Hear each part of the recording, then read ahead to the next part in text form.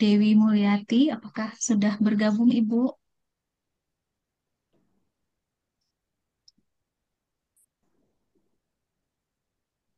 Belum sih. Oh, sepertinya belum ya. Hmm.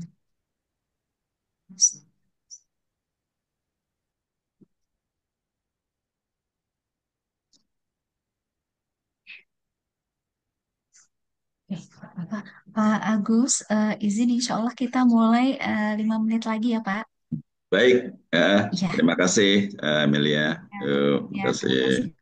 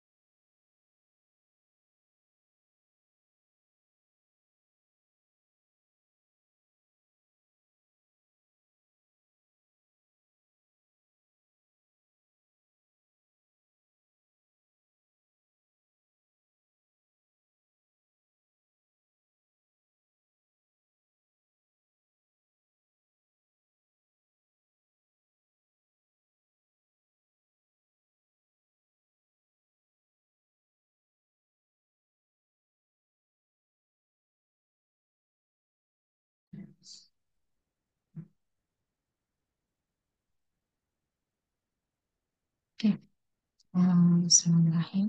Baik, baik Bapak Ibu semua, nanti insya Allah dalam 3 menit ke depan kita akan mulai. Kita akan usahakan untuk dimulainya adalah on time.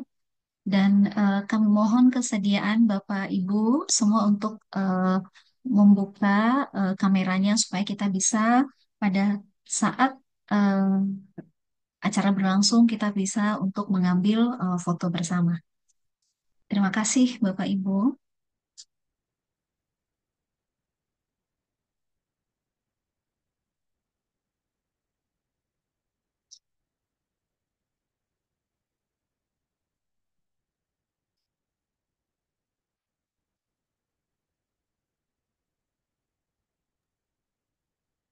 Salam kenal Ibu Dewi. Oh, Bu Kenal Dewi sudah Pak. bergabung ya Pak? Iya, iya Ya, udah oh, kelihatan oke. Ibu Dewi. Iya, oke. Saya Agus, Ibu Oh, Dewi. Oh iya Pak. Yang mana oke. nih di sininya? Masih belum kelihatan ya Selamat Bu Dewi. bergabung Ibu. Oh Selamat Agus. datang Bu Dewi. Iya,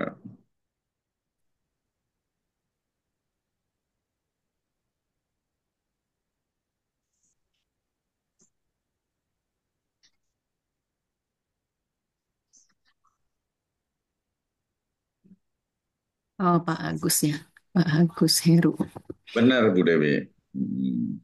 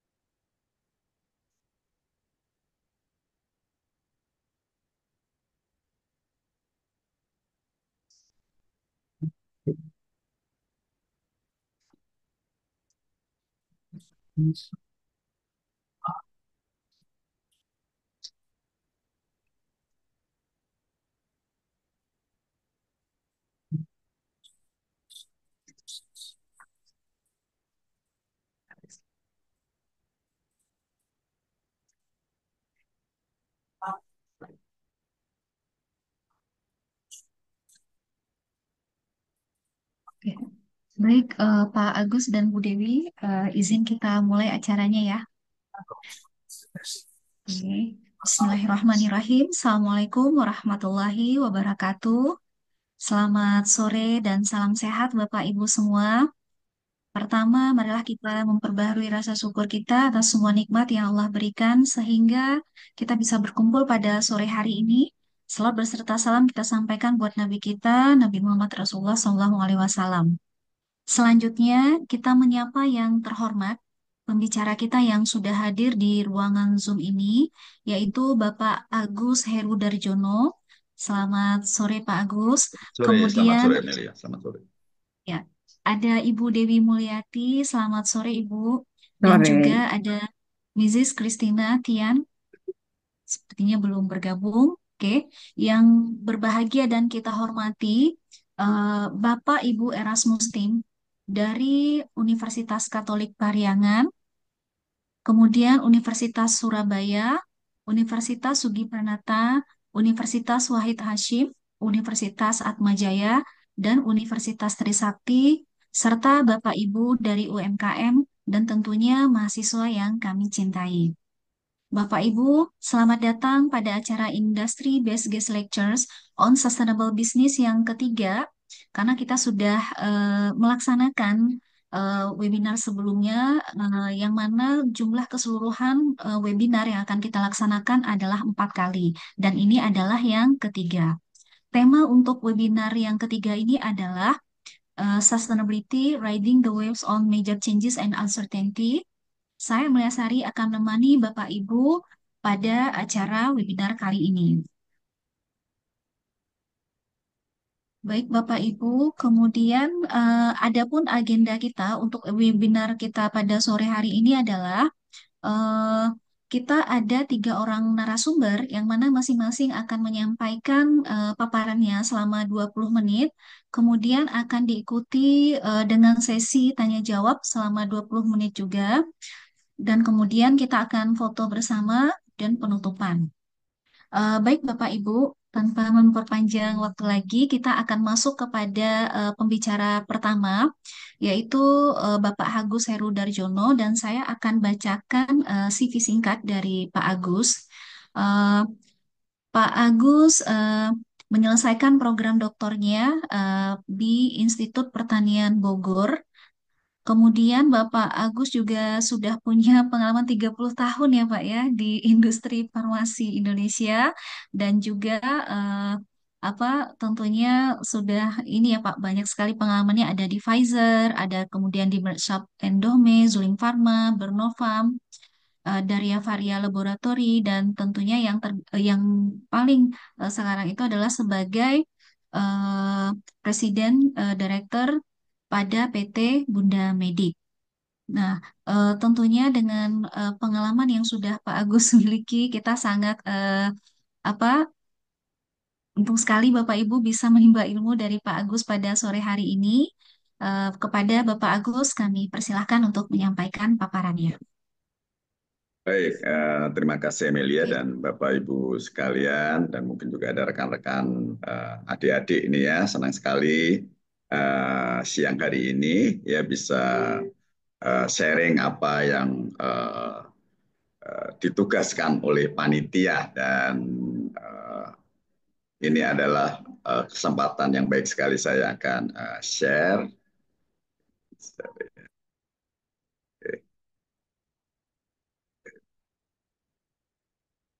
Apakah sudah muncul, Amelia?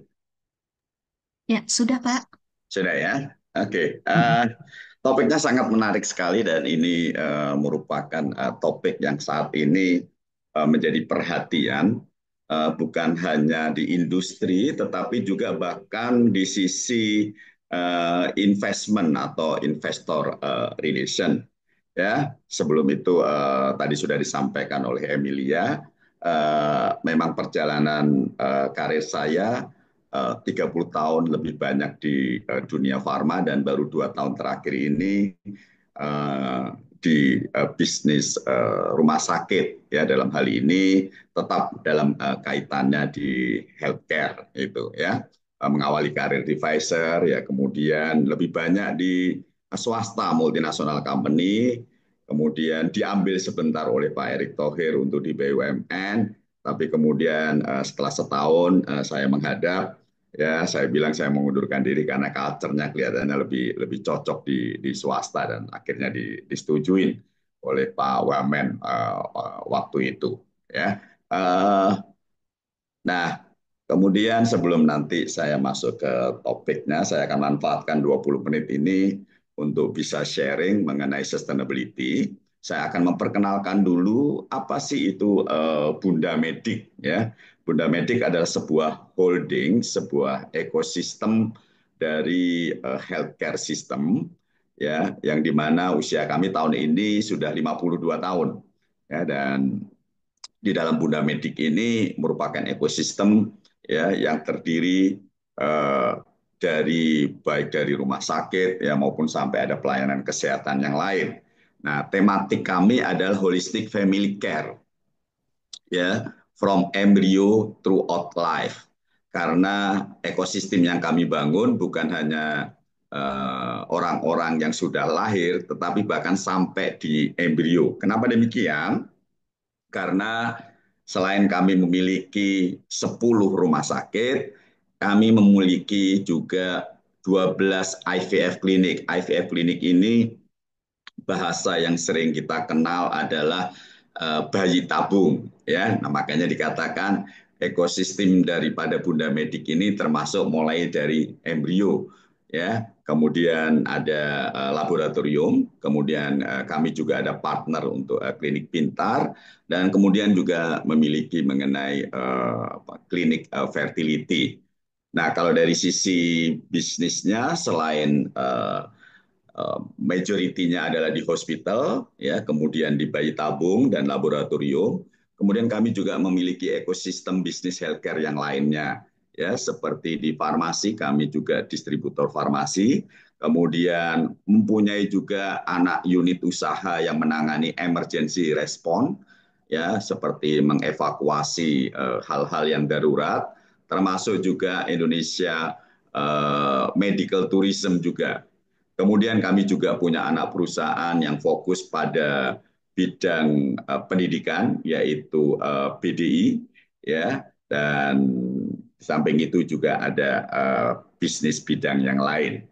Jadi secara singkatnya bahwa Bunda Medik ini adalah sebuah ekosistem yang coba dibangun dari mulai embrio ya sampai pasien kelahiran anak, usia remaja, ya sampai mencapai usia lansia itu kami punya pelayanannya di sana seperti itu. Nah, itu mengenai Bunda Medik. Nah, ini adalah tiga kontributor atau terbesar dari holding ya rumah sakit Bunda sendiri, kemudian Morula itu adalah brand untuk nama bayi tabung. Saat ini market share bayi tabung di Indonesia, Morula adalah leadernya, yaitu sekitar di atas 40% untuk bayi tabungnya. Dan kemudian kami punya clinical laboratory juga yang dinamakan dengan Diagnos. Gitu.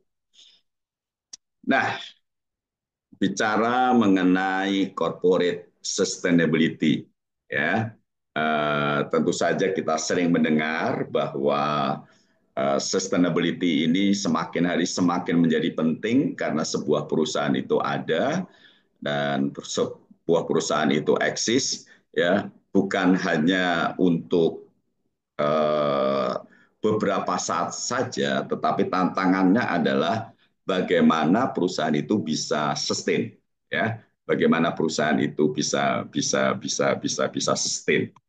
Nah,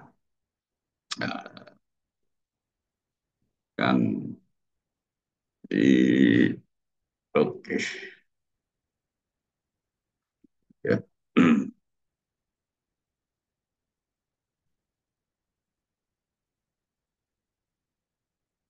Screen saya masih kelihatan ya, Emilia. Ya? Gimana Pak Agus? Screen saya masih ya, masih kelihatan ya, Oh, masih, masih Pak Agus. masih ya. Oke, Hmm. karena kau hilang di saya. Ya, oke.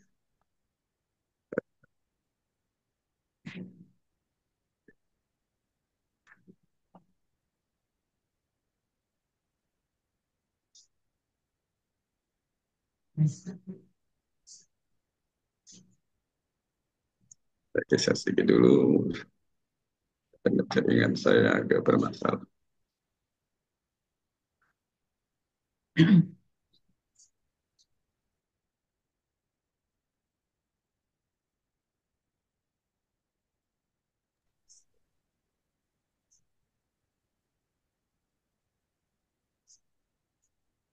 Ya, sedikit mengenai histori mengenai corporate responsibility, ya corporate sustainability, sekitar di tahun 50-an ya sampai dengan tahun 1970. Kenapa kita perlu melihat histori ini supaya kita mengerti bahwa ternyata trennya itu baru sekitar 10 sampai 15 tahun terakhir ini.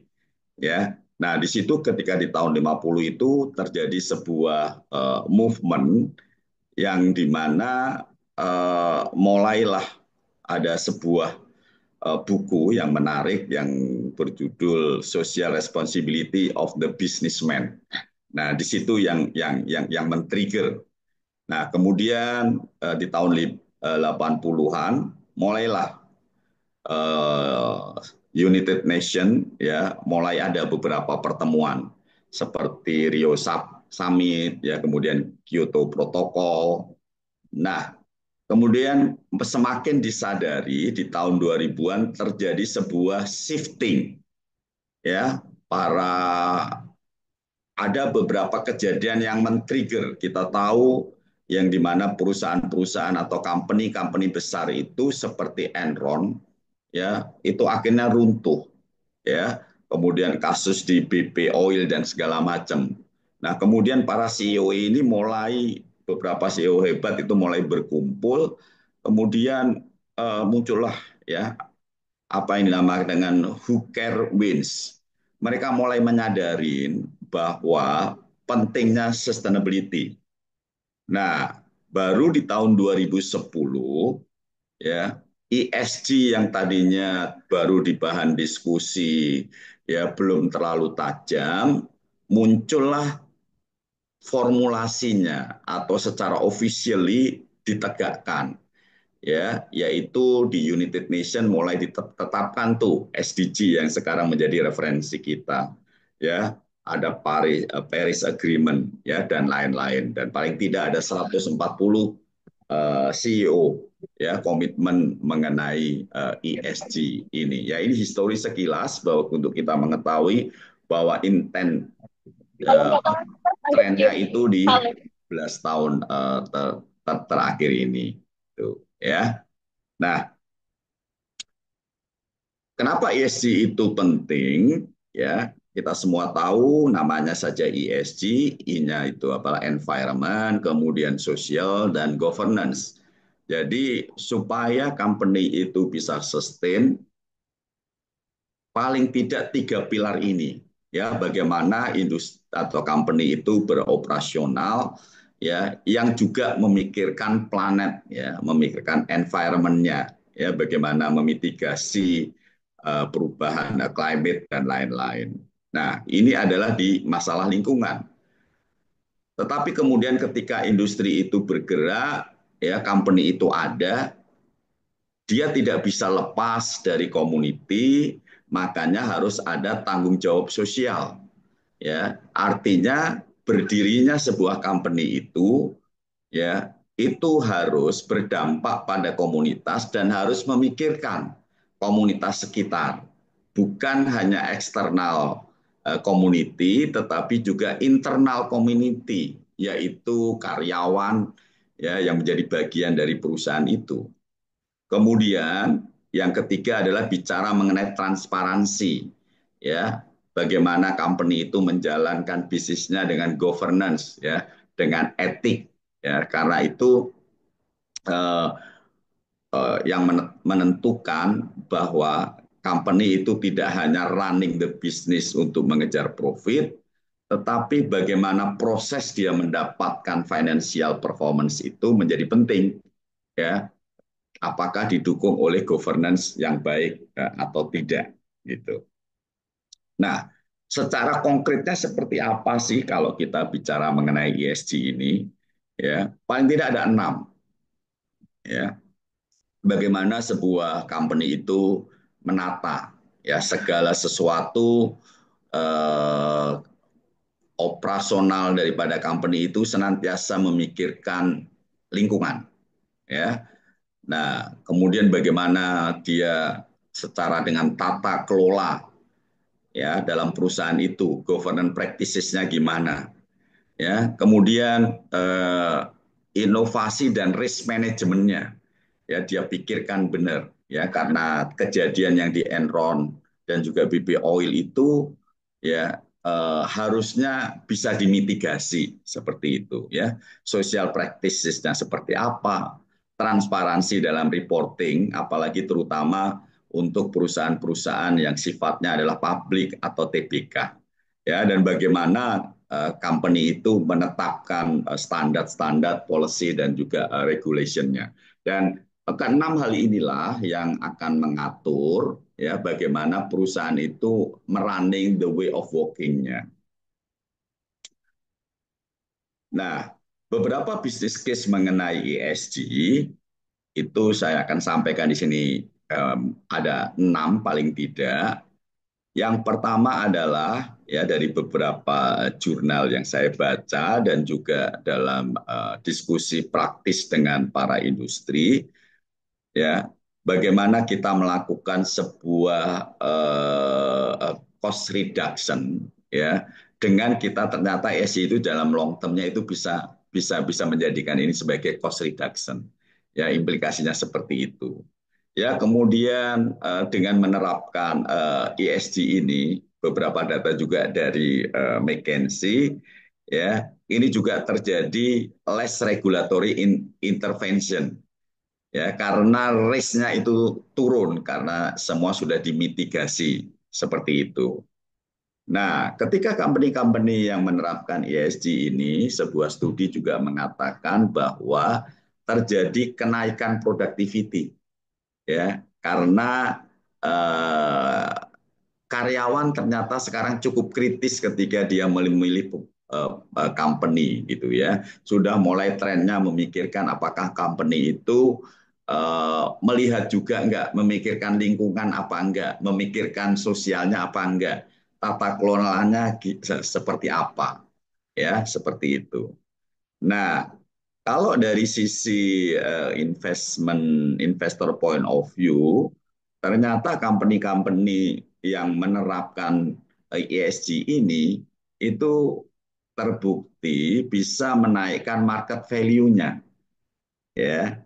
Nah, jadi dari sisi valuasi daripada company itu yang menerapkan ESG, ya itu lebih tinggi 1,2 sampai 1,8 kali dibandingkan yang tidak menerapkan ESG. Kemudian studi juga menemukan bahwa terjadi penurunan financing cost. Memang tidak dalam waktu yang pendek, tetapi ini secara long term ya sebuah banyak studi yang menyatakan terjadi lower financing cost.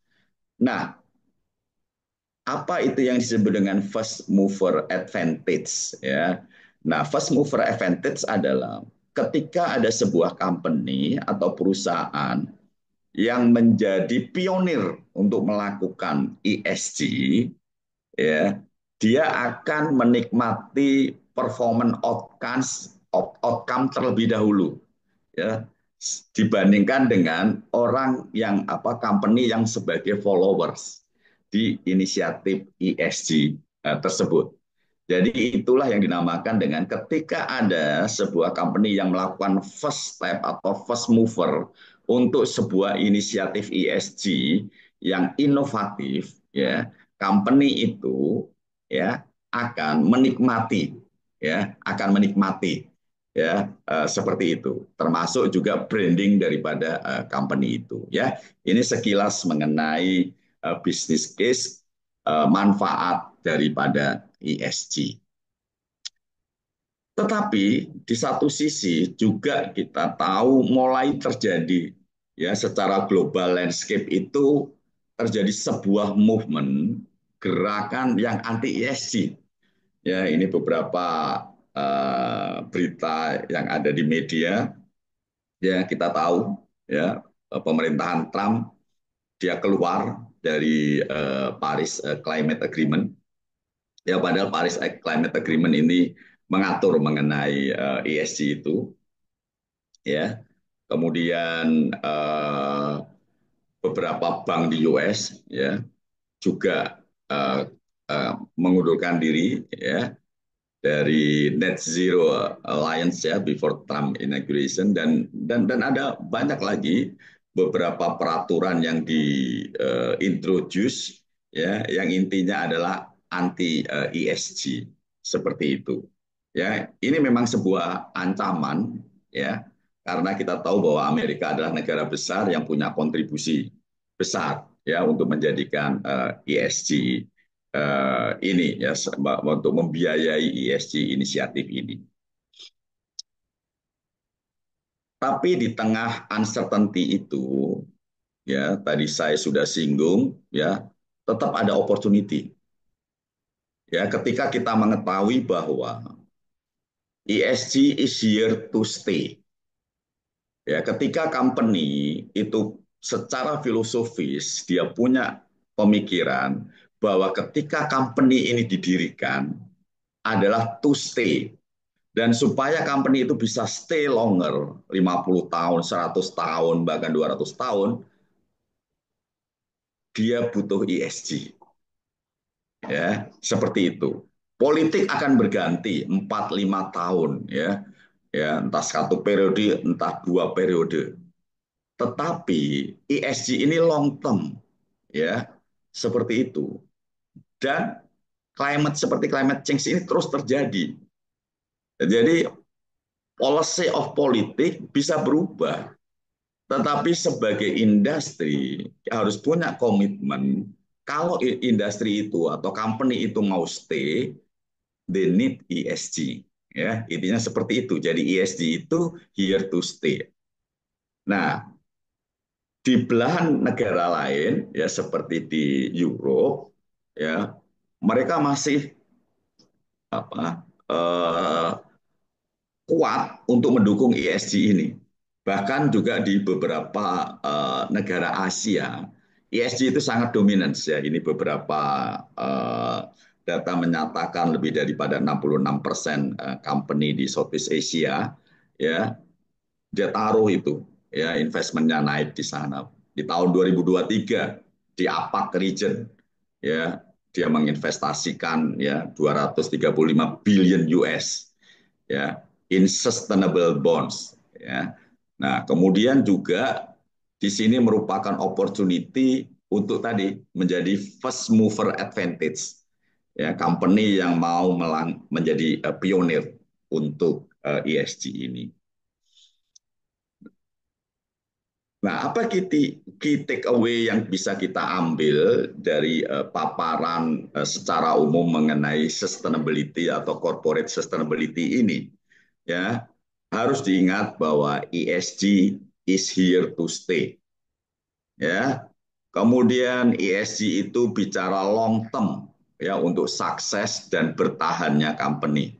Tentu saja sebuah company, founder daripada company ketika membangun sebuah company itu satu hal yang diinginkan adalah company itu tetap stay gitu ya, for long term gitu. Di mata investor hari-hari ini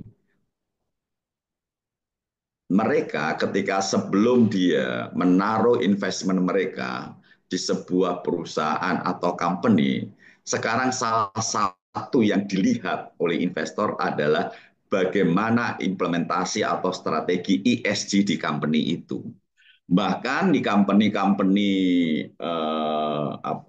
private investment yang sudah cukup besar, dia punya sebuah divisi khusus. Jadi kan ketika mau menginvest itu melakukan seperti DD atau due diligence begitu, ya kelayakan. Nah, salah satu part yang kritikal adalah yang harus dilakukan DD adalah ESG dari company itu. Karena investor mulai melihat, mungkin secara finansialnya bagus, operasionalnya bagus gitu. Tetapi investor kan harus lihat company ini akan sustain apa enggak. Nah, itulah dia butuh hasil assessment daripada ESG ini.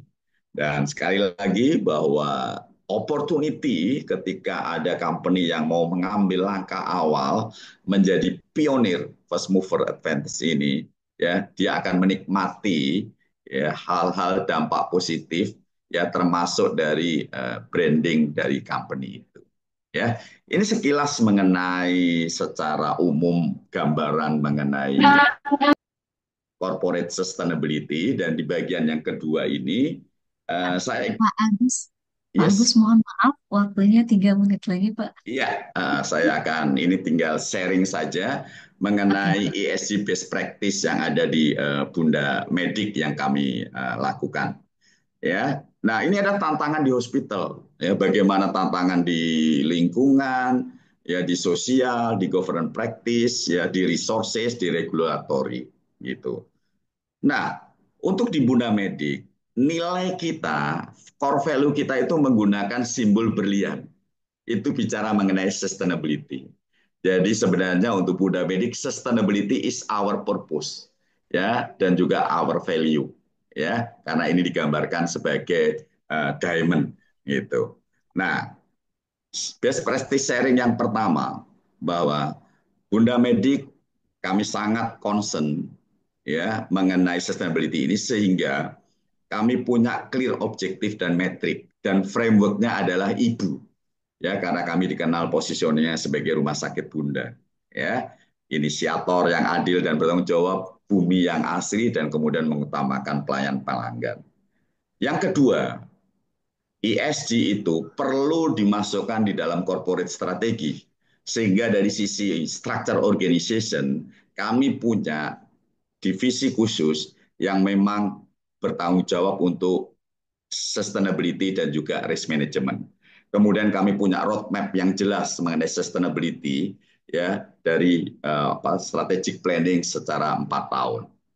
Yang ketiga ya kami melakukan juga intensif untuk investment di employee training ya dan awareness ya. Kami punya ambassador sustainability di tiap unit dan anak perusahaan ya kami bekali dengan workshop ya mulai dari board of director ya sampai kepada critical mass yaitu para manajer ya kami terus dengan kontinu mengkomunikasikan ESG inisiatif baik kepada karyawan internal maupun kepada para medis dokter yang ada di tempat kami ya engage leadership and governance body ya dalam leaders meeting, leaders town hall, ya fakta integritas yang mensosialisasikan GCG ini seperti apa.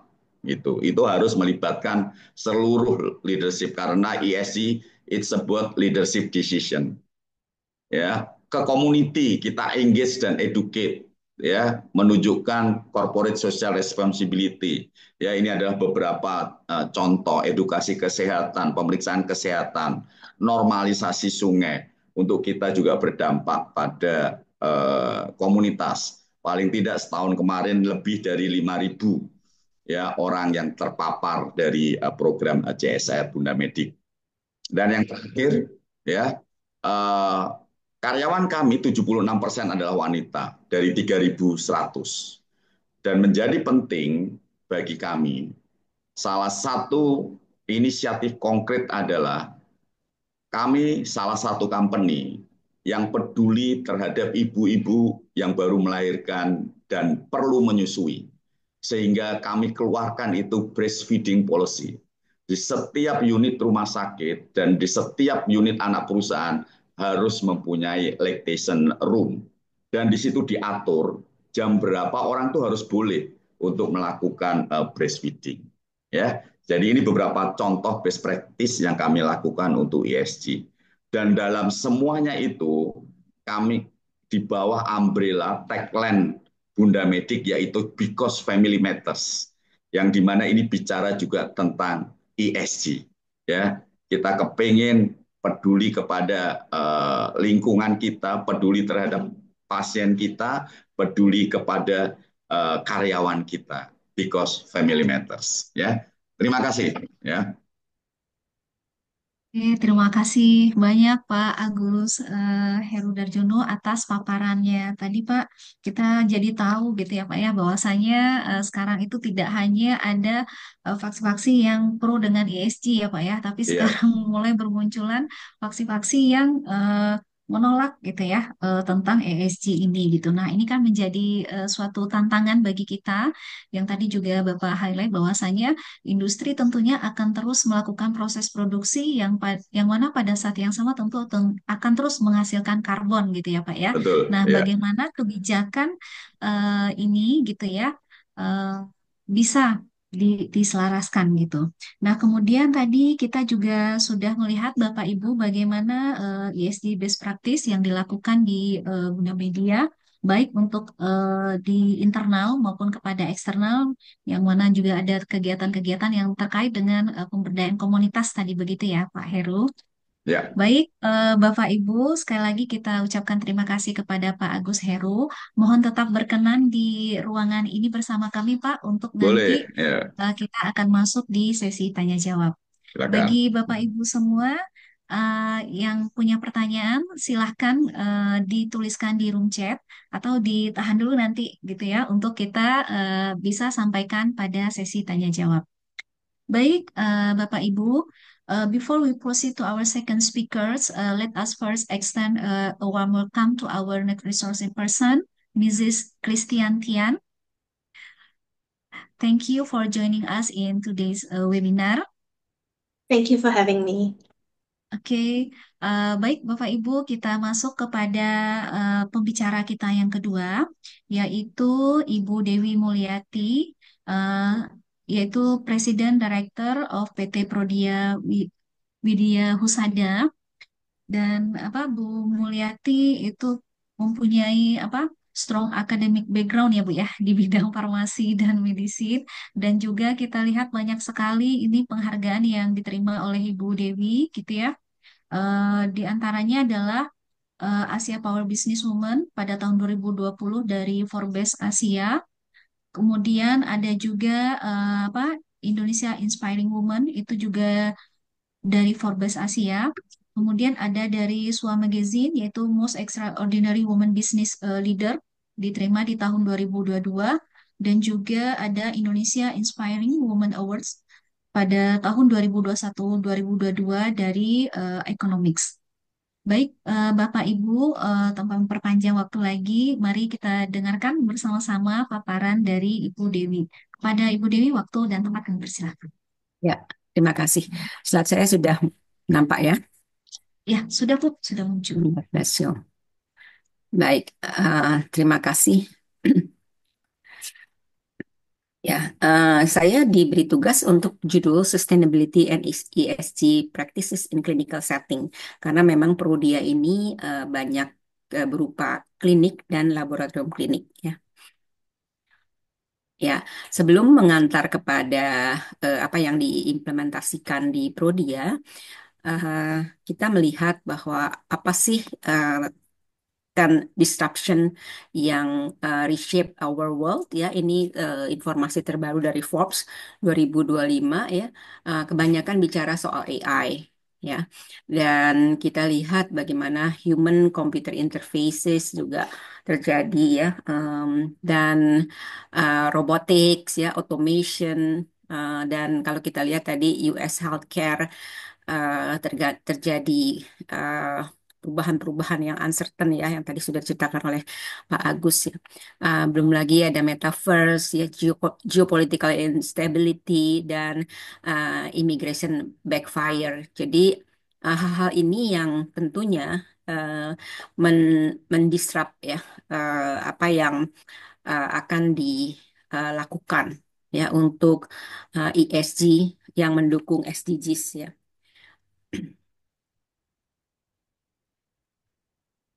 Bentar, kok slide saya nggak jalan ya.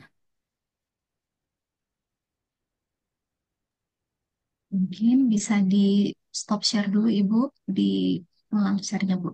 Mhm. Stop share dulu ya. Soalnya Ya, slide-nya kok nggak jalan.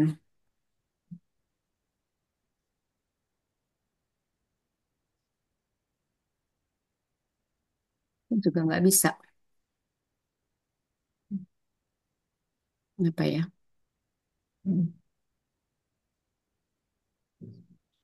Atau saya, bentar ya, bentar.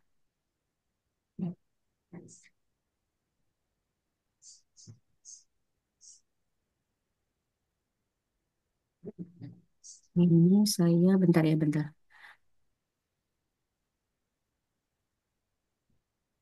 Sorry, ini jadi me, apa Ibu mengganggu. apakah mau saya share dari saya, Bu? Boleh, Mona. Ini di laptop saya kok nggak jalan ya? Ya, Bu. Sebenarnya ini jalan loh kalau nggak di ini, kalau nggak dimasukin ke Zoom-nya.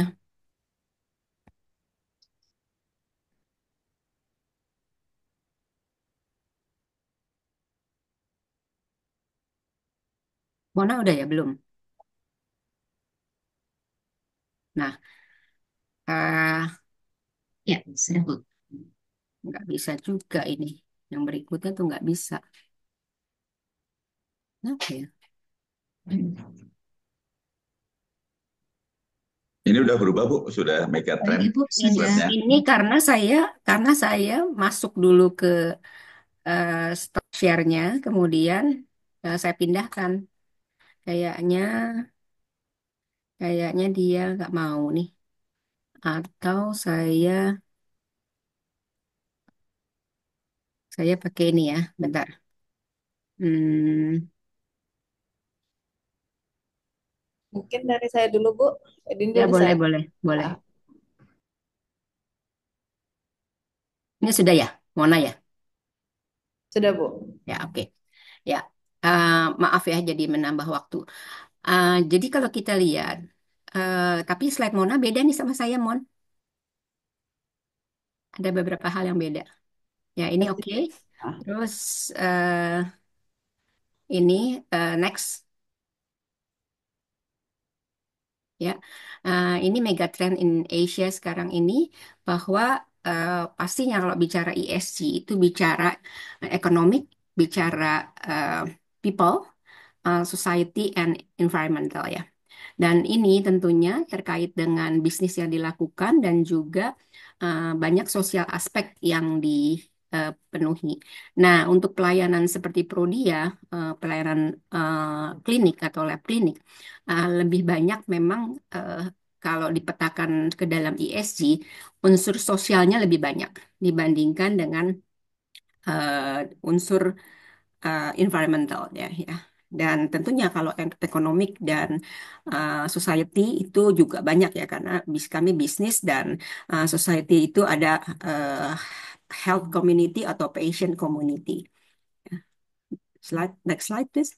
Nah ini nggak usah karena sama ya. Nah, ini adalah top 10 material issues for sustainability and ESG ya dari Gartner tahun lalu ya mengatakan bahwa yang menjadi perhatian ya adalah satu climate change, dua business ethic dan integrity. Business change, ethic dan integrity ini pastinya masuk ke GCG ya. Jadi ke governance ya ESG kan. Kemudian talent management itu masuk ke aspek sosial, diversity, equity and inclusion ini juga masuk ke aspek sosial. Kemudian environmental, health and safety ini masuk ke E-nya ya, I-nya. Kemudian cyber security and data privacy, ini juga masuk ke uh, corporate governance ya, dan digital and technology innovation sama masuk ke corporate governance karena harus ada keamanan data pribadi di dalamnya ya. Uh, Private data protection ya. Kemudian product quality and safety ini juga keterandalan service, keterandalan produk ini juga yang perlu menjadi perhatian ya. Jadi kalau kami nanti saya jelaskan ada akreditasi, sertifikasi ini masuk ke nomor 8 ini. Dan sustainable products and services ini adalah keberlanjutan eh, layanan ya. Jadi inovasi kami terus lakukan supaya akan mendukung sustainability ya. Karena kalau tidak kita ketinggalan ya sama yang lain. Kemudian community engagement and investment ini kita masuk ke patient community atau health community ya, yang healthy community yang tentunya banyak memerlukan layanan klinik ataupun layanan lab klinik. Next slide. Ini nggak usah, Mona. Ya, ini Prodia, ya, company profile-nya Prodia sendiri memiliki misi for better diagnosis sesuai namanya Prodia untuk diagnosa lebih baik. Pro itu kan untuk ya. Uh, and for him or her who joins Prodia. Jadi memang sudah ada tuh sustainability. Jadi memang um, kami punya uh, karyawan insan Prodia itu rata-rata 10 tahun ke atas. Ya, saya sendiri di Prodia, CV saya pendek ya, karena di Prodia terus sudah 38 tahun. Ya. Kemudian visionnya Center of Excellence dan Transforming Toward a Reliable Next Generation Healthcare. Jadi inovasi sangat kuat di Prodia, oleh karena kita punya lebih dari 3.000 tes ya, jenis tes ya di Prodia. More than 3,000 kind of tes ya di Prodia. And kita sudah berusia 52 years old nanti di bulan Mei ya. Dan tentunya kita juga mengembangkan digital aplikasi kita You by Prodia Apps yang bisa diakses melalui digital channel ya. Dan kita adalah first Indonesian healthcare provider that receive ISO 27001 ya for information security. Jadi memang kami sangat menjaga keamanan IT dan keamanan data pasien ya. Kemudian tes-tes yang dikembangkan banyak sekali dari mulai genomic, referral lab service ya, dokter consultation dan sebagainya ya, yang berlandaskan precision medicine. Next slide. Nah, Prodia Resilience Strategy kita pertama bicara di people dulu. Kemudian kita bicara di teknologi, kemudian kita bicara di facility. Ya, kemudian sesuai visi Center of Excellence, pioneer in the lab development termasuk inovasi-inovasi ya. Continuous improvement selalu dilakukan. Kami akan melakukan um, apa konim kita sebutnya continuous improvement konim ya.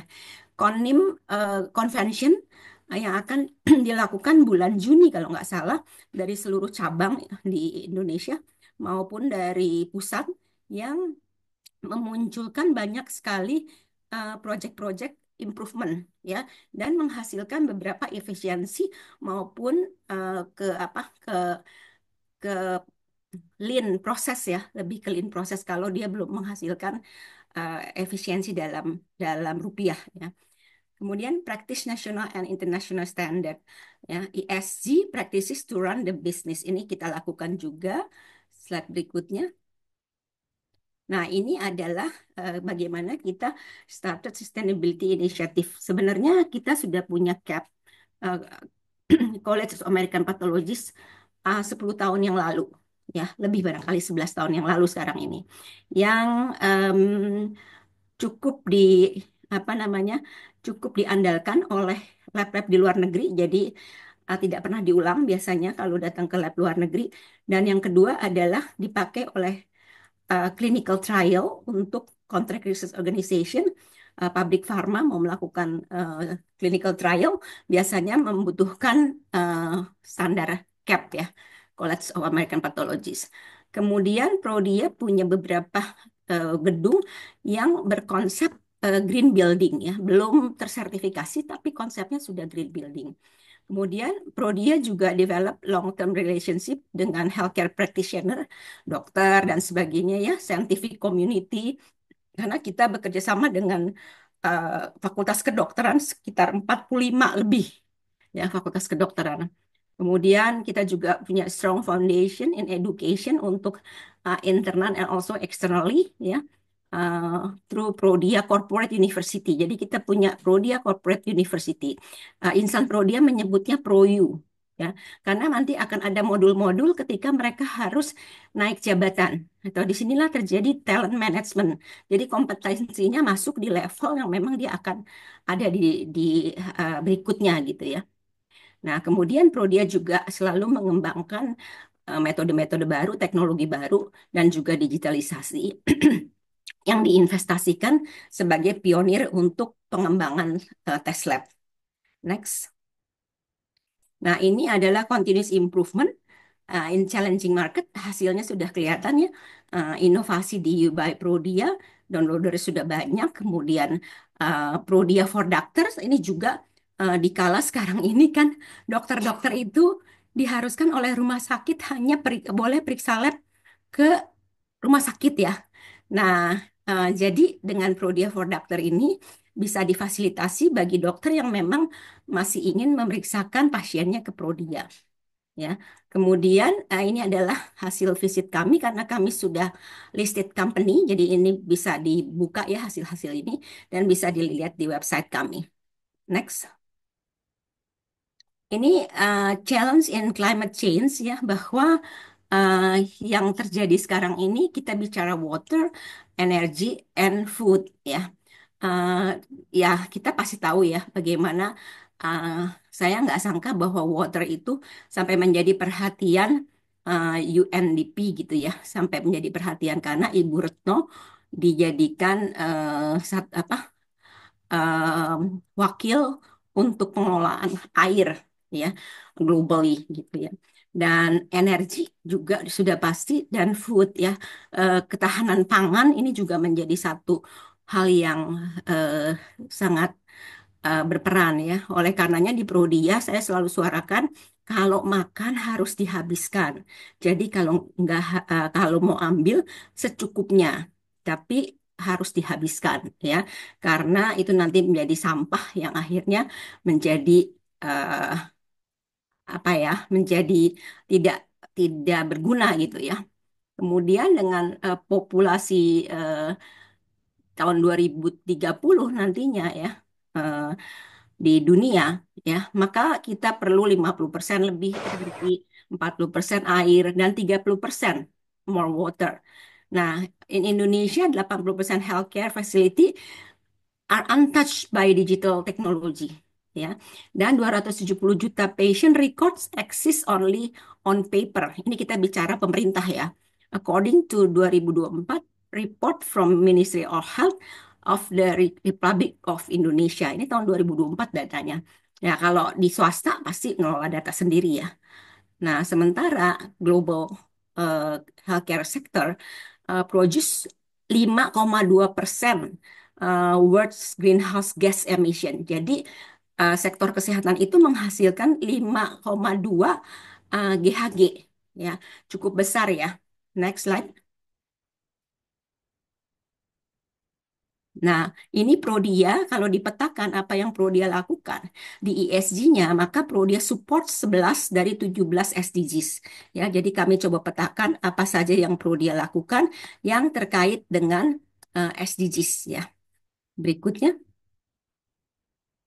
Nah, kalau kita fokus pada ESG highlight 2024, maka kita lihat untuk environmental enhancement service and community welfare ini pasti S-nya ya, and strengthening corporate governance ini G-nya, dan tentunya ada result di economic growth. Ya, kalau kita lihat di sini uh, dipetakan ini kecil-kecil ya. Semoga bisa dilihat karena ini dipetakan apa yang Prodia hasilkan gitu. Dari peta environmental misalnya 0,06 GI per million per million rupiah per year ya. Kemudian several branches juga implemented green building principles ya. Practice uh, apa nih? Exceptional health and safety ya, yes. Ini kita lakukan ya dan seterusnya. Jadi banyak sekali yang kita lakukan untuk uh, mendukung ESG. Nah, apa yang dihasilkan dari yang tadi dilaksanakan, kita mengukur bahwa waste management yang perlu dia lakukan per patient itu di tahun 2024 itu turun lebih dari 6% dibanding sebelumnya. Ya. Kemudian GHG emission reduction itu sebesar 122 ton CO2 ya. Jadi melalui reduce paper from online result and also hybrid working ya. Kita lakukan itu. Cost efficiency melalui reduce paper cost karena kita banyak di digital, hasil juga digital ya, online. Lebih dari 300 miliar rupiah by online result usage ya, ini tahun 2024. Energy consumption 88% Prodia outlet have implemented LED, itu juga kita ukur ya, LED lighting uh, as a commitment to energy efficiency and environmentally friendly solution. Ini kelihatan apa namanya harus berinvest ya, tapi kami sudah berhitung ternyata ini juga akan menghasilkan efisiensi dengan mengganti LED. Next. Ibu, mohon maaf waktunya 3 menit lagi, Ibu. Ya, makasih. Ya, social Makasih. highlight result di tahun 2002 sampai 2024 ya. Kita selalu ada kerjasama dengan university. Tadi saya bilang udah 45, kita tambah lagi 10. Kemudian CSR yang kita lakukan lebih dari 30. Dan scientific research kita mendukung dokter maupun tim Prodia juga melakukan research, itu ada lebih dari 1.800. Dan setiap insan Prodia itu mendapat 15 jam per trainee. Next. Nah, ini Prodia Corporate Social Responsibility CSR ya. Kita melakukan CSR untuk rare disease ya, rare disorders. Untuk memetakan gen penyakit langka itu susah. Jadi hanya Prodia yang mengerjakan ini. Jadi kita memberikan kepada kelompok Indonesia Rare Disorders sebanyak lebih dari 200 pasien anak ya. Dan itu sangat menolong mereka. Ya, thalassemia screening kita lakukan udah puluhan ribu, udah lama kalau ini. Kemudian social service partnership with Kemenhukam, kemudian Prodia Peduli, mangrove tree planting, fruit tree planting, dan coral reef revitalization. Ya, tentunya kalau kita melihat diversity, equity, and inclusion DEI in Prodia, 75% mirip-mirip tadi ya sama Bunda Medik perempuan, karena kesehatan biasanya begitu. 85% promotion from within, makanya apa lama-lama usia kerjanya, year of service-nya ya. Dan 65% female in manager up ya. 82 dari 100 itu kita lihat melakukan employee survey score ya. Jadi hasilnya bagus juga. Turnover rendah 3% dan employee productivity meningkat 2,6%. Nah, ini semua kita hitung sebagai dukungan terhadap DEI di Prodia. Ya, ini udah lama ya kita lakukan. Prodia in You, use tumbler, use food container, use reusable bag, use reusable straw. Ini sebelum pandemi kita sudah lakukan. Ya, jadi tidak ada plastik, khususnya di eh, kantor pusat dulu. Next. Ya, ini Prodia ESG kita diukur oleh third party. Ya, I-nya itu kita mendapat nilai 70, S-nya mendapat nilai 91, dan G-nya mendapat 92. Dan kalau di rata-rata kita memiliki nilai 87. Kalau menurut third party ini, kalau dibandingkan dengan healthcare lain di luar Indonesia, dia baru melakukan di Indonesia itu baru Prodia. Angka ini tuh tinggi. Ya, it is high compared to other healthcare sector in I think in Asia ya. Next. Ya, ESG challenge to shifting medical lab perspektif. Jadi selalu ada iceberg ya. Atasnya apa, tapi bawahnya tuh banyak sekali yang perlu kita lakukan. Tentunya kita selalu bicara kalau di service, terutama kesehatan ya, itu kita bicara quality, time, and cost. Nah, bagaimana kita quality mau bagus, time mau cepet, tapi cost-nya mau affordable. Nah, ini yang menjadi tantangan kita ke depan ya. Next. Mungkin bisa Nggak usah, disimpulkan, Ibu. nggak usah. Mohon maaf. Ya, ya ini nggak usah. Saya pikir udah cukup kayaknya ya. Nah, ini kita untuk yang tadi, Mon. Untuk menutup saja, eh, untuk key-nya adalah people, policy, and practice. Jadi, um, sebagai pimpinan harus punya vision untuk membuat policy, kemudian praktek-prakteknya, best practice-nya, kemudian people-nya, culture-nya ini harus dikembangkan. Berikutnya saya pikir sudah cukup ya. Ah, cukup ini cukup tadi sudah dari Pak Agus rasa saya. Next.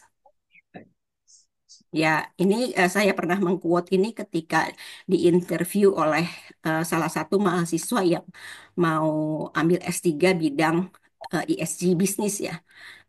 Jadi interrelated initiative that cannot be separated from one another. Ya. In the healthcare industry, applying ESG principle is essential for building a sustainable, innovative, and social responsible system, especially in delivering reliable diagnosis and ensuring long-term benefits for customers and all stakeholders. Yeah, let us begin our ESG initiative with the awareness that we are all responsible for preserving the planet and enhancing the quality of life in sustainable way. Ya. Terima kasih. Oke, baik. Terima kasih Bu Dewi atas presentasinya yang sangat insightful dan inspiring. Kita tadi banyak dapat highlight ya Bu ya. Di antaranya kita jadi tahu tadi ada 10 disruption that will reshape our world.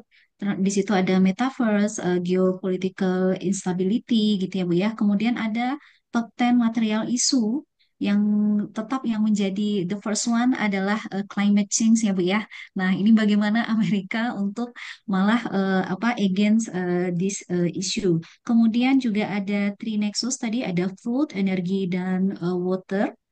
Kemudian juga kita eh, melihat bagaimana best practice di Prodia. Tadi sangat menarik Bu, ada Prodia in You ya Bu ya. Ini tentu terkait sekali dengan awareness yang coba dikembangkan di Prodia terkait dengan tentunya adalah waste prevention. Jadi kita tidak hanya melihat bagaimana tentang waste management tapi lebih menekankan kepada waste prevention. Baik, sekali lagi kami ucapkan terima kasih Ibu dan mohon tetap berkenan bergabung bersama kami untuk nanti di sesi tanya jawab. Baik, terima kasih Ibu.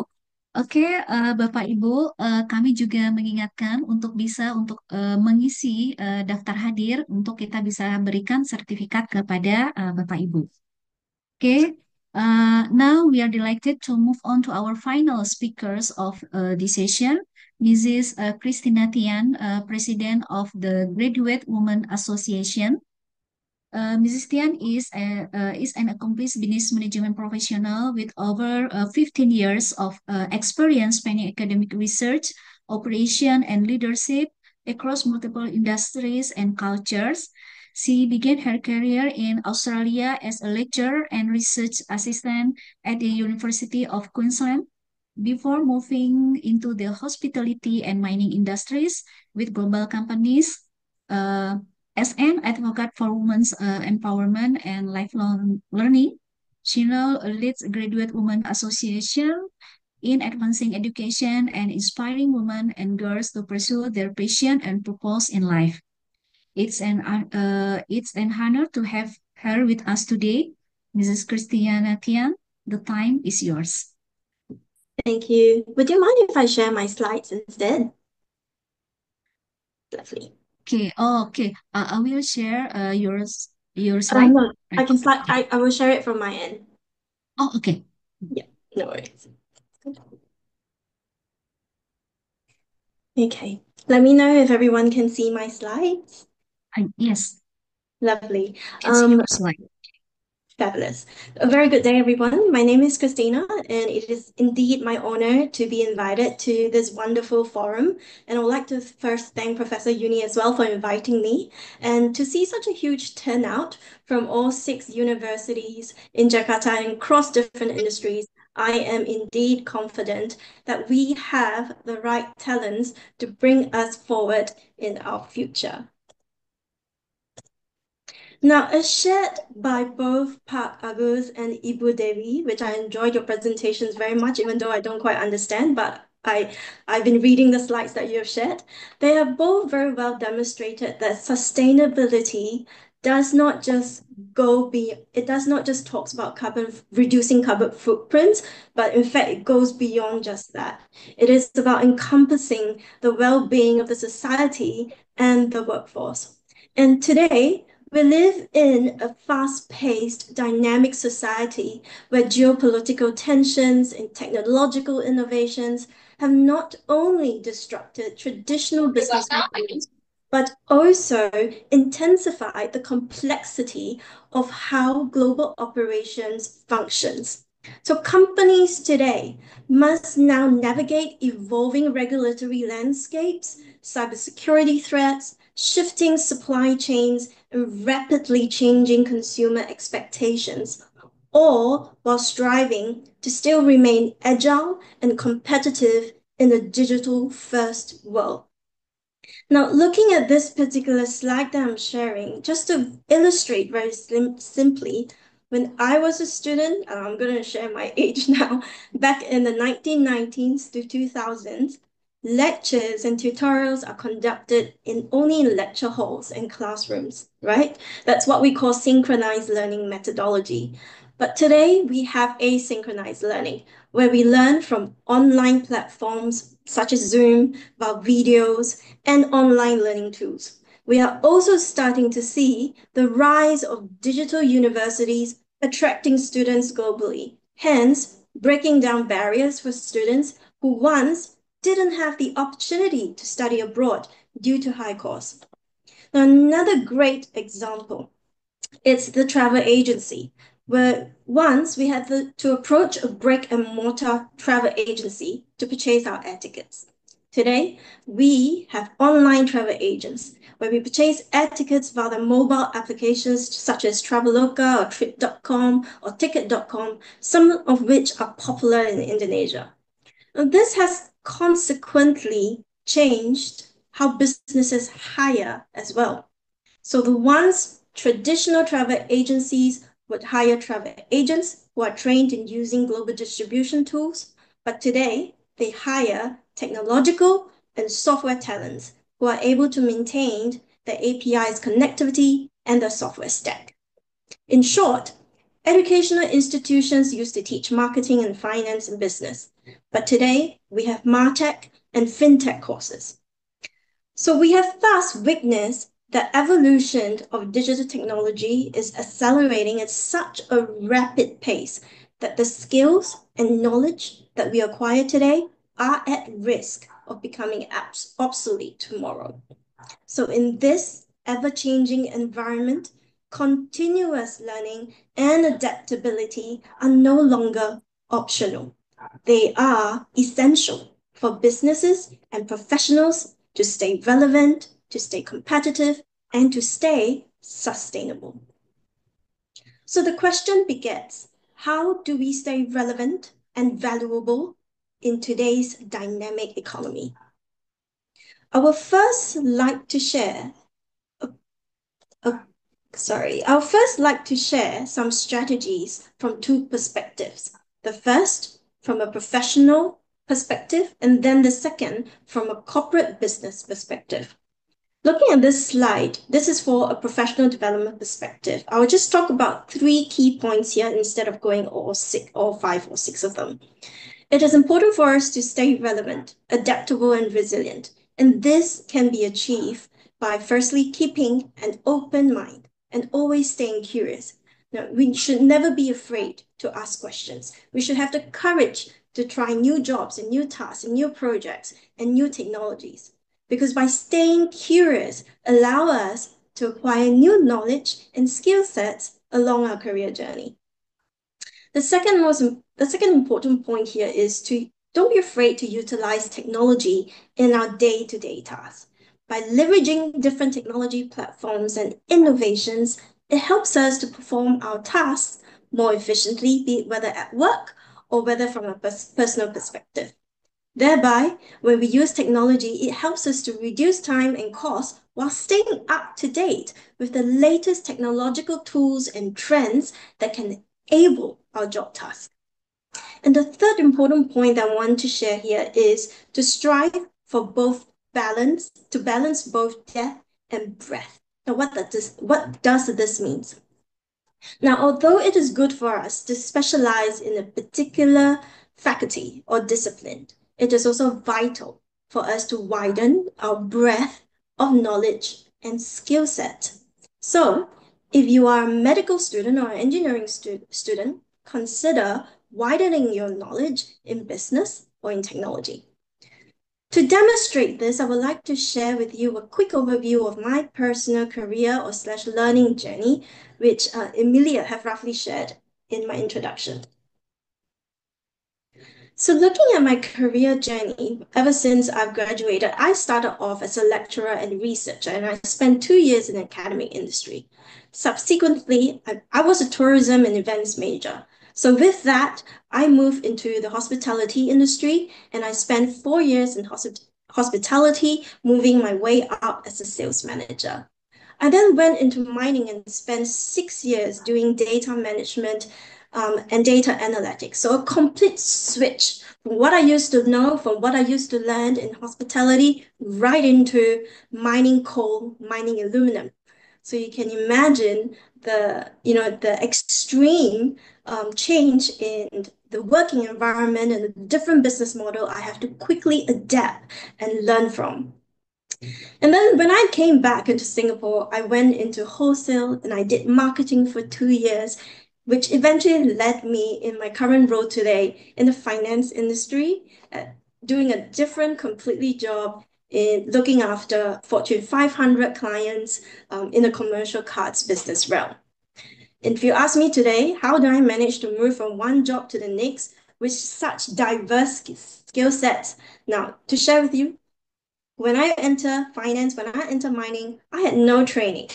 I do not have a finance degree. I have a business degree and I major in tourism and events. How did I move from that to becoming a finance specialist looking after Fortune 500 clients globally? Well, that is because I have stayed curious. Curious was my motivator. Being curious throughout my entire working career has allowed me to learn and adapt and to stay resilient. With every job that I went into, with every sector that I joined, I've acquired valuable and precious knowledge and skills that I am able to transfer and share with the next job and industry that I went into. Because with that kind of knowledge, I'm able to bring in fresh ideas, fresh perspective, and able to share what best practices other industries are doing, other industries are practicing. What are some of the new technology that perhaps we can adapt and adopt and invest in the different companies that I joined? And that is the value that I add to the organization that I am in today. In finance today, with the Fortune 500 client portfolio that I look after, I have clients who comes from all these industries that I've worked in. And because I have been exposed to these industries, I'm better able to connect with them because I know how the business model works. I am able and equipped with the skill set to quickly identify the financial solutions that fits the models smoothly. Additionally, with the role that I am today, I also have to organize major global conferences whereby I will invite my Fortune 500 events. With my experience in hospitality and marketing, that became an additional value that again I add to my team today. What does lifelong learning did for me? It gave me a competitive edge amongst everybody. I became a strong contender in my team because of the value and the knowledge and the skill sets that I bring to the team and to my role. It becomes valuable, and your career journey is for you to decide. I'm not saying that everybody needs to follow my career journey. Everybody's unique and everybody have their career, have their specialized skills. Some are meant to be doctors and you're meant to specialize in becoming a medical doctor. But as we specialize, we must not forget to widen our breadth of knowledge and skills sets, because technology will disrupt how we function. Technology will disrupt how we operate, and definitely technology will disrupt how business operates tomorrow. So this is just to show you an example of some personal development strategies that I have adopted throughout my entire journey in my career. Now, what about lifelong learning strategies for corporate and businesses? Incorporating lifelong learning into human resource policy is essential in today's fast-changing environment for businesses to retain talents and to act as an enabler to bridge skills gaps. By future-proofing the workforce and ensuring employees stay relevant, employable, and ready for the what's next. Some key strategies for corporates to consider includes incorporating mentorship and coaching very early in an employee's career journey. Secondly, investing in learning resources and infrastructure for self-e-learning for employees allows employees to bridge any knowledge gaps is also important. Lastly, another strategy will be to incorporate what I call a 360 review for employees to gather feedback not only from their supervisors or bosses, but also their peers and partners that they work closely with. Such strategies will not only help employees to feel invested, but most importantly, equip employees with the right tools to evaluate their development goals and support businesses with the right talents, the right skills, right knowledge at the right time. With this, I'd like to leave you with a personal quote that I've created. I always believe strongly in this, that life is an adventure that's full of discoveries and lessons to learn. So design your career journey the way you want it, but don't forget to stay curious and to continue to explore new experiences. Thank you. Okay, thank you very much, Mrs. Christina Tian, for your inspiring presentation and for sharing your journey and passion with us. And from your presentation, we got the strategy in terms of we are as a professional or as a corporate, how to apply the lifelong learning strategies. And I got one point from your presentation in our work change is constant. Our ability to learn, adapt, and stay relevant is not just an advantage. I think it's a it's a necessity for survival and our success. Okay, once again, thank you very much, Mrs. Christina Tian. Oke, Bye. baik. Baik Bapak Ibu semua, alhamdulillah sudah sudah selesai untuk sesi penyampaian materi dari ketiga orang narasumber kita dan kita akan masuk kepada sesi Q&A and for Mrs. Christina Tian now we are proceed to the Q&A session.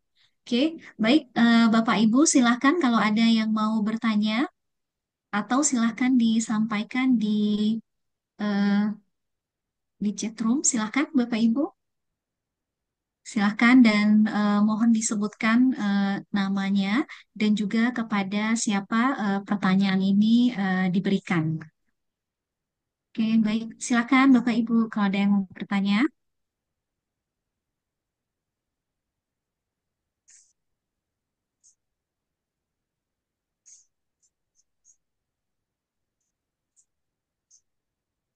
Oke. Kalau tidak ada mungkin saya dulu ya yang bertanya ya kepada Boleh mungkin yang saya pertama. bertanya, Mbak? Boleh bertanya, Oh Mbak? ya, alhamdulillah. Iya, silakan. Sangat kami tunggu Iya, pertanyaannya. terima Silakan Ibu. kasih. Saya Ya, Bu Ayu ya dari Trisakti. iya. Begini, Silakan Ibu. pertanyaan saya kepada Pak Agus ya, Ya, ada Pak Agus, Bu. dan juga kepada Ibu Dewi ya, karena kebetulan beliau berdua dari industri yang berkaitan dengan Pak. kesehatan ya, Pak Ibu ya. Iya, Betul ya? iya. Oke, Iya, so benar it's very Ibu. interesting ya, Pak Agus dan Ibu Dewi tadi. Beliau berdua menyebutkan tentang ESG ya. Dan walaupun ya ada sedikit yang mulai tidak menyukainya, tapi ternyata di Asia Tenggara dan di Eropa juga tetap ya, tetap apa mempertimbangkan tentang ESG. Nah, tadi kalau saya tidak lupa ya, Pak Agus ya mungkin menyebutkan bahwa ESG ini berguna ya Pak ya bagi para investor gitu ya. So investor itu akan memperhatikan mungkin apakah company-company tentu yang sudah terbuka ya Pak ya. Karena bisa dilihat kan apakah mereka melaksanakan ESG dengan benar. Dan mungkin Bu Dewi juga seperti itu tadi. Maaf kalau saya agak agak meleng ya. Nah, pertanyaan saya ini kan sebetulnya industri kesehatan itu pada akhirnya juga menyasar kepada final consumer ya, ya orang-orang yang sakit gitu lah, yang sakit, yang mau kontrol dan sebagainya ya. Nah, bukan apakah ya, bagaimana kiranya bisnis yang ditekuni oleh Pak Agus dan Ibu Dewi ini menyampaikan bahwa perusahaan Bapak Ibu ya berdua itu sudah juga melaksanakan ESG. Kalau investor mungkin jelas ya, mereka bisa melihat laporan keberlanjutan, annual report dan sebagainya. Tapi apakah konsumen ini juga perlu diberitahu atau tidak Pak ya? Karena begini Pak, dari perspektif keberlanjutan ya, kebetulan saya banyak menekuni tentang keberlanjutan dari sisi konsumen ya. Nah, rupanya sekarang ini sudah banyak muncul segmen market ya, orang-orang itu yang ya seperti saya lah misalnya ya, yang mulai beralih kepada sustainable consumption. Jadi sudah mulai lebih care terhadap aspek keberlanjutan. Sehingga banyak riset itu sudah membuktikan Pak, riset akademik yang dimuat di jurnal ilmiah bahwa apabila suatu perusahaan itu mereka mengomunikasikan ya praktek keberlanjutannya itu akan menambah apa ya, bukan bukan dari aspek investor ya, akan menambah mungkin awareness ya atau bahkan engagement dari sisi konsumen sehingga pada akhirnya konsumen akan memilih perusahaan yang sudah menerapkan berlanjutan. Nah ini jadi begitu Pak Agus dan Bu Dewi, apakah ada mungkin strategi khusus ya untuk menyampaikan apa-apa yang telah Bapak Ibu lakukan dari aspek sustainability dan ESG ini kepada konsumen, bukan semata-mata pada investor. Nah, tadi saya tertarik juga Bu Dewi menyebutkan bahwa di Prodia tadi sudah menggunakan reusable bag gitu Bu ya, kemudian eco straw dan sebagainya. Itu kan menarik sekali Bu buat orang-orang seperti itu. Ya mungkin contohnya saya itu menjadi sesuatu yang sangat berkesan sehingga kalau pakai bahasa marketing ujung-ujungnya saya kalau mau collab ke Prodia gitu loh Bu. Nah mungkin ini perlu dipikirkan bagaimana mengomunikasikan itu pada konsumen akhir dan mungkin apa yang telah dilakukan. Terima kasih itu aja Mbak Emilia Sar. Iya, baik. Terima kasih Ibu Ayu Eka Sari dari Universitas Trisakti. Mungkin boleh silakan langsung dijawab Bapak Agus. Mungkin yang pertama kesempatannya Pak Agus. Silakan. Baik, terima kasih Bu Ayu. Salam kenal, senang sekali pertanyaannya, menarik sekali. Sepakat Bu Ayu bahwa kita harus menyampaikan juga ke pasien terutama ya atau ke customer. Dan tentu saja cara komunikasi ke investor dan ke customer itu akan berbeda. Karena bagi customer adalah apa yang dirasakan, pasien experience-nya Bu Ayu.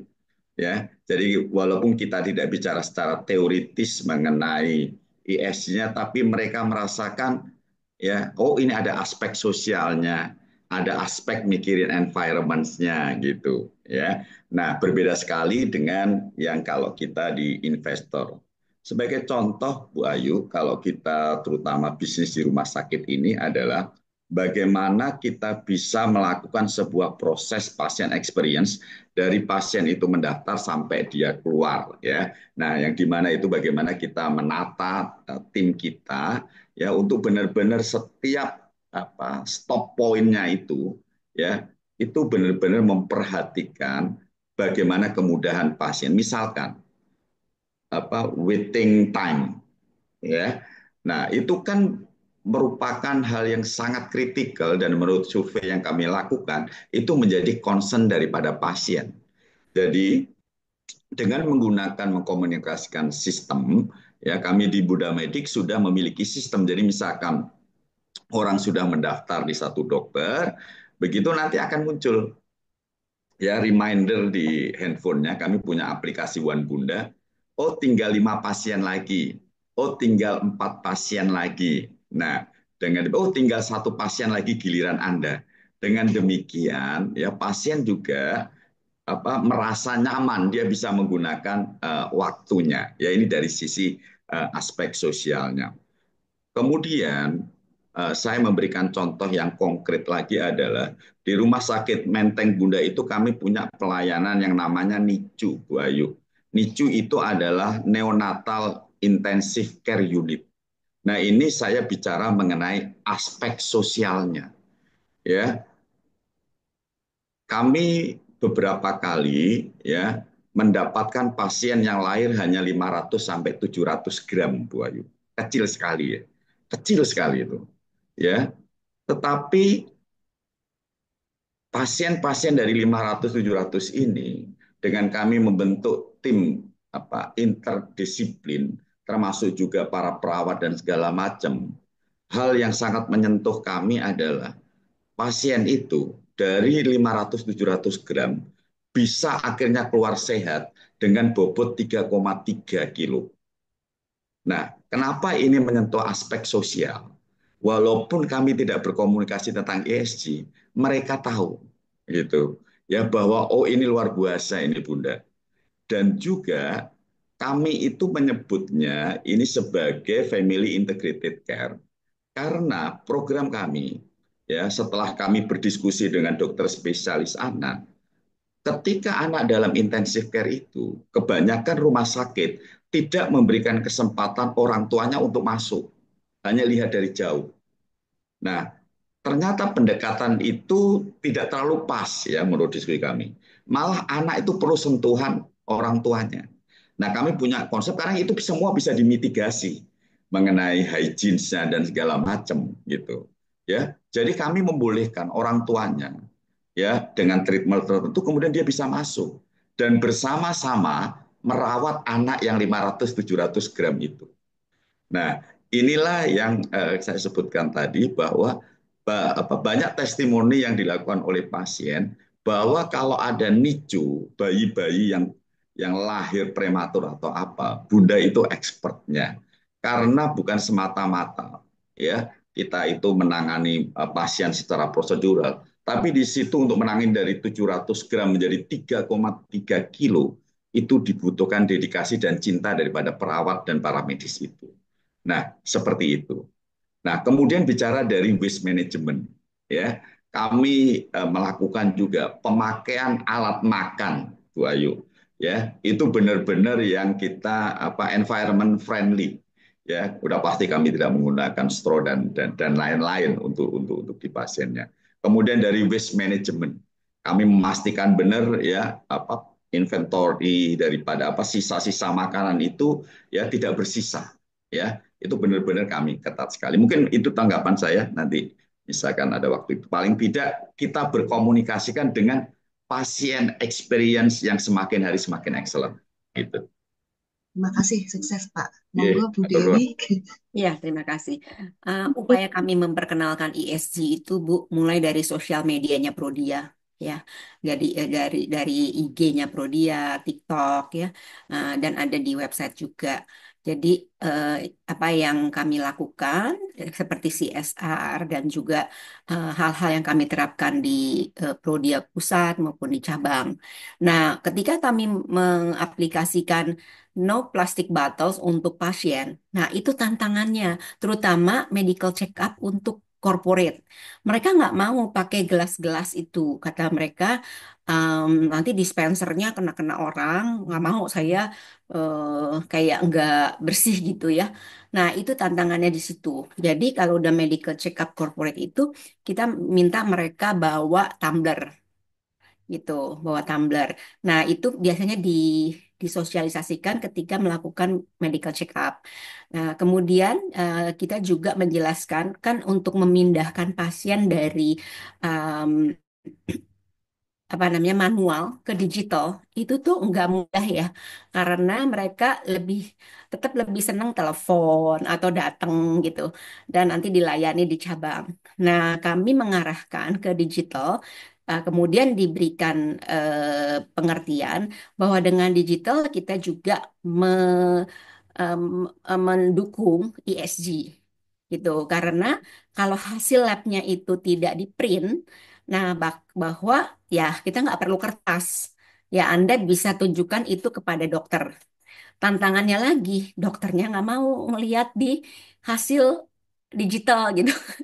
Jadi akhirnya kadang-kadang tetap minta hasil yang di print out. Tapi kalau dokter-dokter muda pada umumnya mau.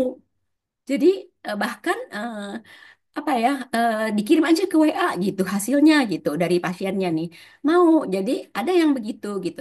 Nah jadi upaya-upaya yang kita lakukan yang terkait dengan sosial ya data privacy seperti itu karena dengan digital itu data privacy jauh bisa lebih kita jaga ya karena ada cyber security yang kita eh, apa kawal ketat gitu itu kita sampaikan juga pada customer ya kemudian em, itu dari aspek governance dari ef- eh, aspek sosial dan dari aspek environmental ya tentunya kita menyampaikan di digital apa namanya di sosial media itu tadi yang saya sampaikan. Jadi memang sudah masuk ke pasien melalui sosmed Bu dan juga penjelasan-penjelasan langsung di cabangnya gitu. Kadang-kadang di cabangnya itu lupa, lupa tidak menjelaskan karena kayak belum apa ya, culture-nya itu kita harus terus-terusan sih. Itu tadi Bapak siapa itu Ibu siapa itu bertanya tentang apa sih tantangannya? Tantangannya ya dari kitanya sendiri juga culture-nya tuh harus terus dibangun gitu. Terima kasih Bu Ayu. Terima kasih Pak Agus dan Bu Dewi, sukses selalu. Terima kasih Mbak Emilia. Ya, baik. Terima kasih Bu Ayu. Ini mohon maaf Bapak Ibu, saya agak terkendala dengan apa video. Jadi ini saya sedang usahakan lagi. Baik. Terima kasih tadi jawaban dari Pak Agus dan Bu Dewi. Eh, Mungkin Bapak Ibu ada, mungkin kita buka satu atau dua pertanyaan lagi. Silahkan Bapak Kayaknya Ibu. di chat ada pertanyaan untuk Christina deh. Oke, Bu. Oke Bu, ini apa? Karena saya sedang ada ini di saya tidak muncul. Bu Eliseva ya. Langsung aja Bu. Mungkin Bu Eliseva mungkin bisa langsung apa sampaikan ke apa Ibu Christina Tian. Silakan Bu. Okay.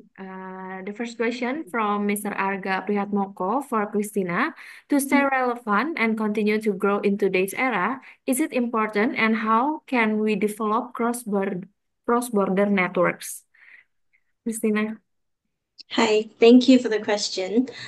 Yes, of course, it is important to stay relevant in today's growing economy. To answer your question, how do we develop cross-border networks? It depends on what you're doing, right? But the best way to do it is through collaboration.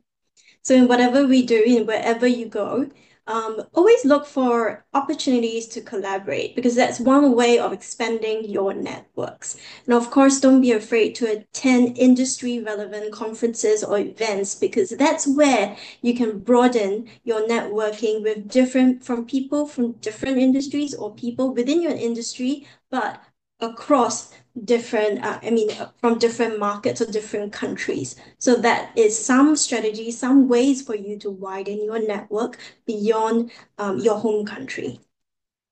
I hope that answered your question. Okay, Thank thank you. you, Christina.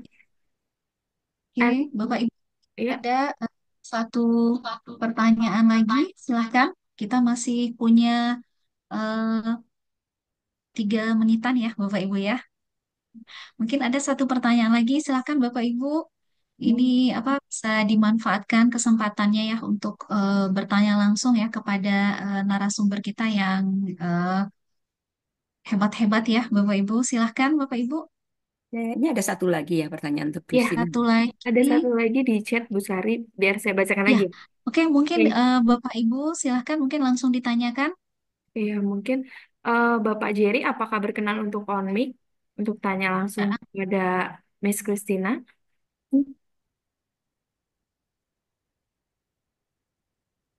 Uh, Okay. do you want me to read the second question? Yeah. Okay. I think I will read a question for you.